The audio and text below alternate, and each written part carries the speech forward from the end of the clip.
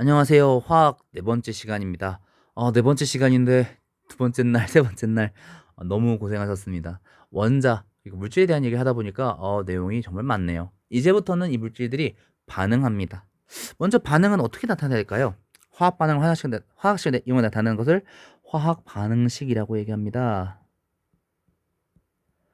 먼저 반응물과 생성물의 이름으로 화학 반응을 나타낸답니다. 뭐 예를 들어 수소와 산소가 반응해서 물이 만들어졌어라고 얘기해 보죠. 이때 반응물은 화살표 왼쪽에, 생성물은 화살표 오른쪽에 표시하고요. 두 가지 이상이면 플러스로 연결합니다. 반응물 생성물을 화학식으로 나타내래요. 수소 H2, 산소 O2, 물 H2O. 화학 반응이 일어날 때 우리가 첨단했던 얘기인데요. 원자의 배열은 달라집니다. 뭐가 달라지지 않아요? 원자의 종류와 수는 달라지지 않기 때문에 원자의 종류와 수가 같도록 개수로 맞춰줍니다. 예를 볼까요? 자, 수소 원자 몇 개 있죠? 2개 있습니다. 앞에 1은 생략돼 있으니까 물 분자 하나당 수소 원자 몇 개 있죠? 2개 있습니다. 같네요. 산소 원자 2개 있습니다. 물은 하나밖에 없는데요. 앞에 2개가 만들어지겠군요. 2개, 2개. 수소 4개. 수소 4개. 이렇게 맞춰주면 됩니다. 산소 앞에 아무것도 안 써요? 1이면 생략한다. 우리는 화학 반응식 통해서 반응물과 생성물 뭐가 있는지를 알 수 있고요. 이 개수비가 결국에 분자 개수 혹은 입자 개수를 얘기합니다. 이 물질 입자 수비도 알 수 있다. 화학 반응이 일어날 때도 역시 상태 변화처럼 에너지를 흡수하거나 방출합니다. 일정한 온도, 압력에서 물질이 가지는 고유한 에너지를 우리는 엔탈피라고 얘기해요. 특히 그 변화값인 반응 엔탈피는 압력이 일정할 때 열로서 출입하는 에너지를 의미합니다. 반응이 일어날 때 엔탈피의 변화값을 의미해요. 만약 생성물들의 엔탈피 합이 반응물의 엔탈피 합보다 작다면 반응물이 에너지가 더 작다는 얘기니까 생성물의 에너지가 더 작다는 얘기니까 화학 반응이 일어날 때는 열을 방출할 수 에너지가 적어져야 되니까 방출하겠고요. 크다면 에너지를 흡수해야 반응이 일어날 겁니다. 이때 물질들의 엔탈피는 기체 상태의 물질을 구성하는 두 원자 간의 공유 결합 물질 1몰을 끓여서 각각의 기체 상태의 원자를 만드는데 필요한 에너지로 우리가 구하게 되는데요. 우리가 이거를 결합 에너지라고 얘기합니다. 물질의 양에 따라 온도의 압력 따라 이 에너지 변화량은 달라질 수 있습니다. 하지만 화학 반응이 일어나는 동안 반응물의 종류, 상태, 생성물의 종류, 상태가 같다면 반응 경로가 다를지라도 무관하게 이 총 엔탈피 변화량은 같습니다. 물론 에너지량이 같다고 해도 온도 변화 폭은 다를 수 있어요. 왜? 비열이 다르기 때문에.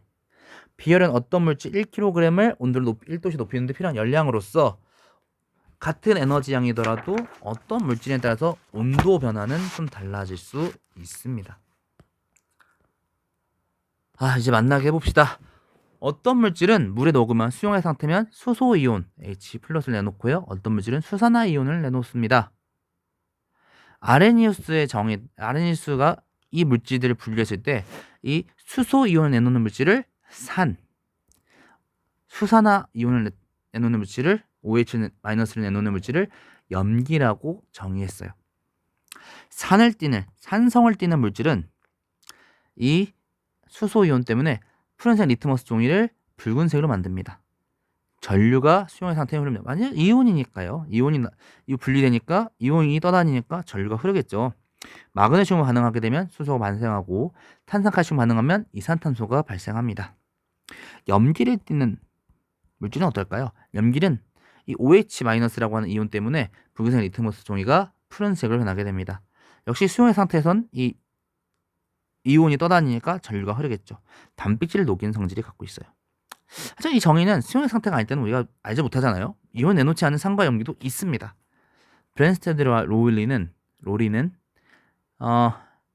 이거를 양성자만 가지고 얘기해봤어요. 양성자.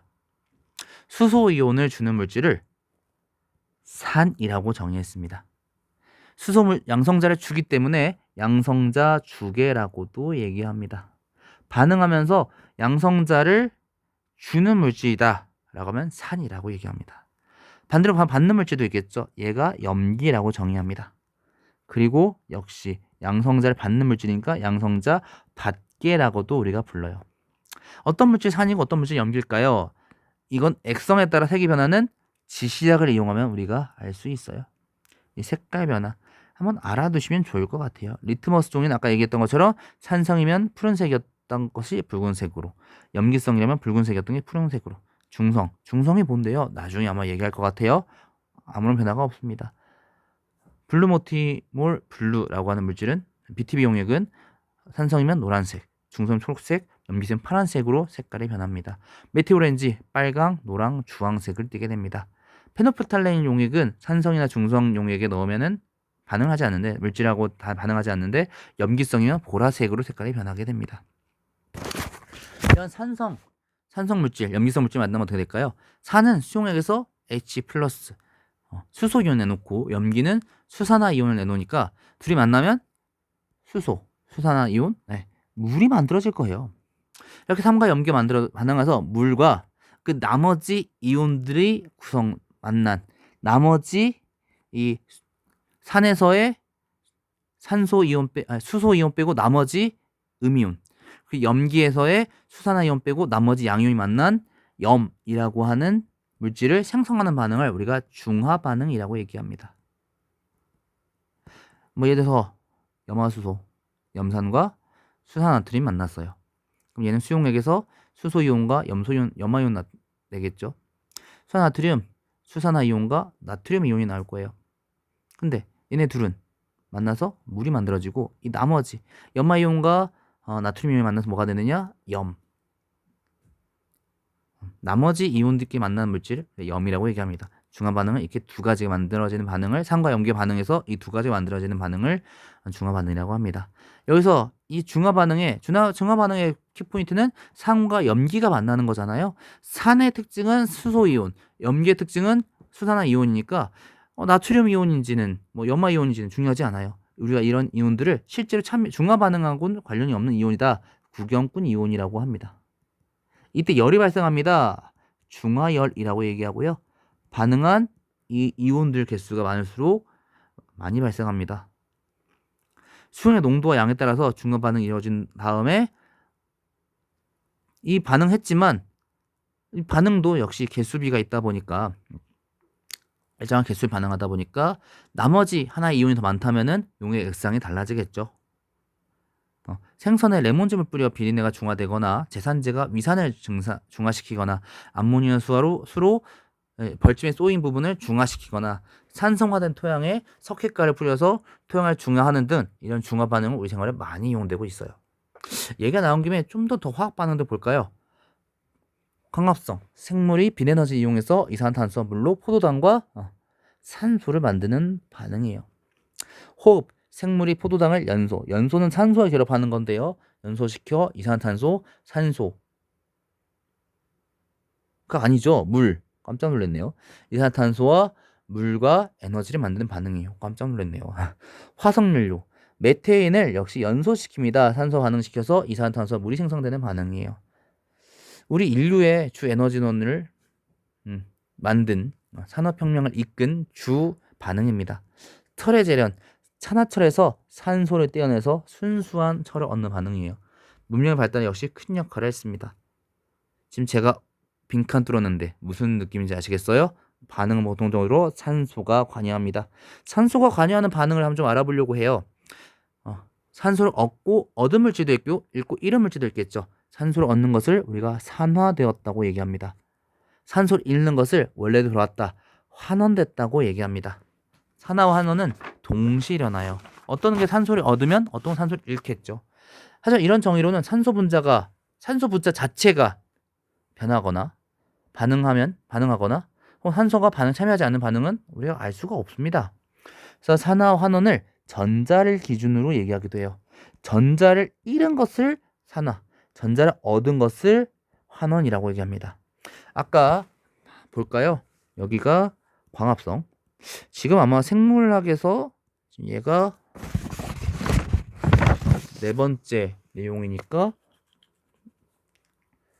생물학에서도 지금 광합성 얘기랑 호흡 얘기를 하고 있겠네요. 호흡, 요게 연료의 연소, 얘가 산화철 재련이겠네요. 자, 얘는 산소가 산소를 잃게 됐어요. 12개였는데 6개가 됐잖아요. 환원됐고 얘는 산화됐습니다. 산소를 더 넣었으니까. 얘는 산화, 얘는 환원. 산화, 환원. 환원, 산화. 왜 그런지는 우리 친구들이 한번 꼼꼼히 따져보시면 좋을 것 같아요. 이때 다른 물질 산화시키고 자신이 환원되는 물질을 우리가 산화제라고 부릅니다. 반대로 자신은 산화되면서 환원시키는 물질, 환원제라고 얘기합니다. 이때 전자를 잃거나 얻는 경향은 상대적인 거예요. 예를 들어서 어디서는 뭐가 좋을까요? 여기 지금 이 안에는 마땅한 게 예시 들 만한 게 좀 없긴 하네요. 어떤 한 반응은 산화제였던 물질이 다른 반응은 환원제일 수도 있습니다. 그럼 이렇게 정도, 환원됐느냐 산화됐느냐를 우리는 산화수라는 것으로 구할 수 있어요. 원소에서 원자의 산화수는 0입니다. 화합물에서 그 화합물을 이루는 원자의 산화수의 총합은 0입니다. 이온의 산화수는 이온의 전하량과 같아요. 2개 이상의 원자로 된 이온이라면 이 원자들의 총합, 원자들의 산화수 총합이 이온의 전하량과 같아요. 1족 금속 원자는 플러스 1, 2족 금속 원자는 플러스 2, 화합물일 때 말이죠. 만약에 원자 그냥 하나하나 존재한다면 산수 0이겠죠. 플로린 마이너스 1. 수소는 보통 플러스 1이지만 금속과 결합하면 마이너스 1이 되고요. 산소는 보통 마이너스 2지만 과산화수소는 마이너스 1. 이 플로린 산소에서는 플러스 2. 그리고 이 플로린이나 이산소에서는 플러스 1을 띱니다. 그래서 이렇게 반응 전과 반응 후에 원자들의 산화수를 비교했을 때 산화수가 증가하면 우리가 산화되었다, 감소하면 환원되었다 알 수 있어요. 한번 예시를 들어볼게요.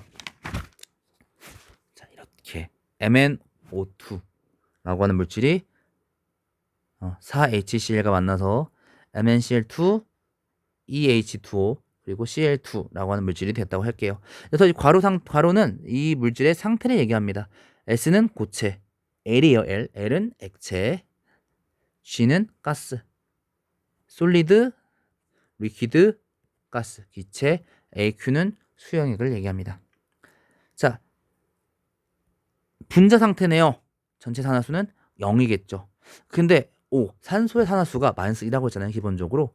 그러면은 Mn은 뭔지 몰라. Mn 산화수는 모르겠지만 그리고 산소가 2개니까 마이너스 4가 뭔지 모르는 값과 마이너스 4 했으니 전체 0이야.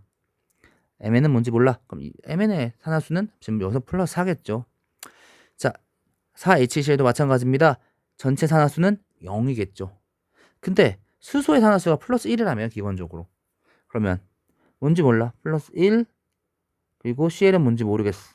더했더니 0이 됐어요. 그럼 Cl 산화수는 마이너스 1이라고 할 수 있겠네요.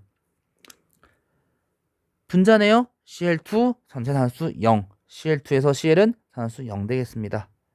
MnCl2에서 Cl은 양이온으로 결합하기 때문에 양이온이잖아요. 양이온 플러스 1. 양이온이 아니네요. 음이온. 음이온이 되어 결합하기 때문에 Cl 산화수는 전형 같은 마이너스 1이 될 겁니다. 그러면 Mn 뭔지 몰라. Cl은 마이너스 1인데 2개 있어. 합했더니 산화수 분자니까 총 0. Mn 산화수는 플러스 2가 되겠네요. 계산해보면 Mn은 플러스 4. 여기서 산소는 마이너스 2죠. 마이너스 2. 수소 플러스 1. Cl 마이너스 1. Mn 플러스 2. Cl 음이온이니까 전하량 같은 마이너스 1. 여기는 마찬가지죠. 플러스 1, 마이너스 2, 여기 0. 으로 산화수를 구할 수 있을 거예요. 물 같은 경우에는 뭐 반응 전과 반응 후 수소에 산소에 산화수가 변화가 없습니다. 산화되거나 환원된 물질이 아니라고 할 수 있어요. 자, 어떤 물질이 전자를 얻은 만큼 어떤 물질은 전자를 잃을 겁니다. 여기서 보면은 Mn 망간의 산화수가 감소한 Mn은 환원되었고요. 이 CL의 염소의 산화수가 증가한 HCl은 -1에서 0이 됐으니까 산화되었습니다. 반응에서 아까 염산에 있는 Cl 원자 4개 중에 2개는 그대로 -1이지만 2개는 0이 됐잖아요. 전자를 2개 잃었다고 알 수 있겠네요.